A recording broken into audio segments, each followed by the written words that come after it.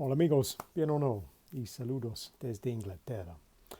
Tema de hoy es una técnica en nuestra práctica por la nueva lengua.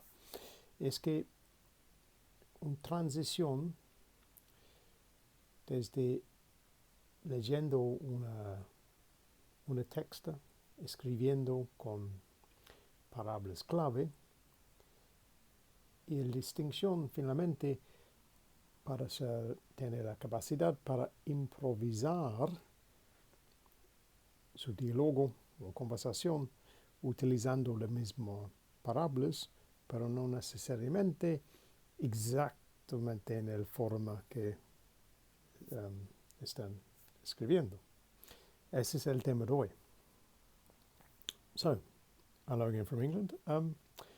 Theme of the day is something to think about when you're doing your practice, because an important part, at least at the beginning, is to use some kind of reading or a script of some type to help you see an ideal form of the phrases we would use, because this helps you practice particularly the pronunciation and the intonation that you would ideally use with those combinations of words to get you a good result with the sentence you want to say. And often by using a text, at least at the beginning, it allows you to focus on how it sounds without having to worry about what to say.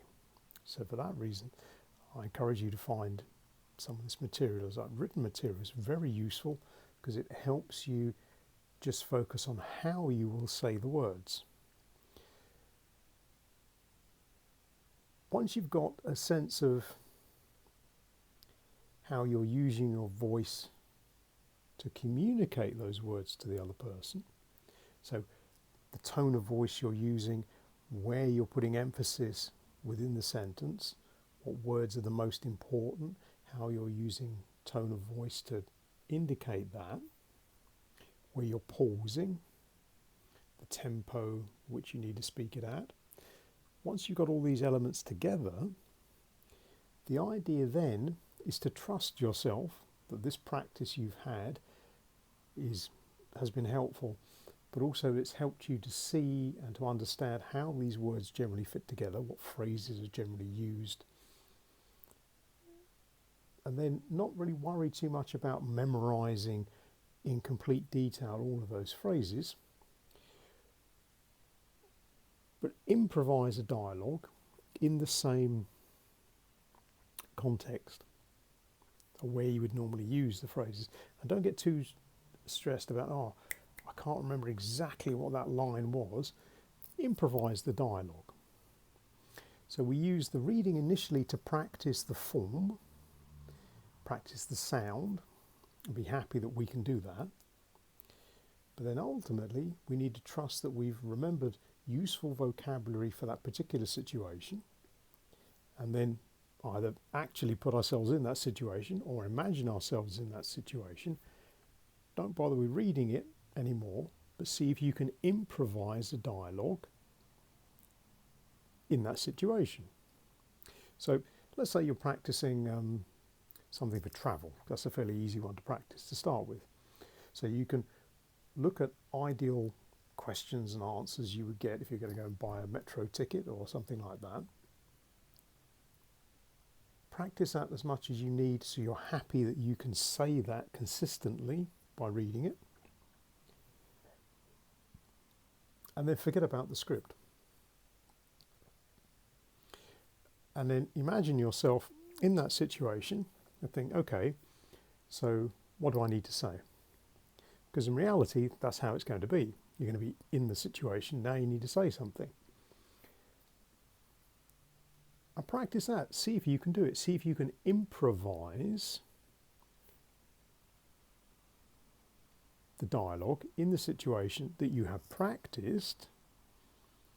Don't get too worried if you forget some of the words or the phrasing is not exactly as it was initially when you practiced it for the reading, but practice it, improvise it in the situation you're going to be in, and you can check it back, particularly if you record it. excuse me, so you can record it, see how you sounded, and be critical. Think about it. How well did you do? So that's something to bear in mind. The reading practice and the reading aloud is to help us get control of our voice and be happy with how we sound. But in the end, it's not about memorising pages of dialogue. It's about trusting ourselves that we can improvise in the situation. So what we're looking to take from the reading is an understanding of useful phrases or combinations of words that are commonly used, understand why they're used, why they're useful, and then take those with you to where you're going to improvise. Try it. See how you get on. Déjame saber en los comentarios, como siempre. But for now, we'll say cheerio.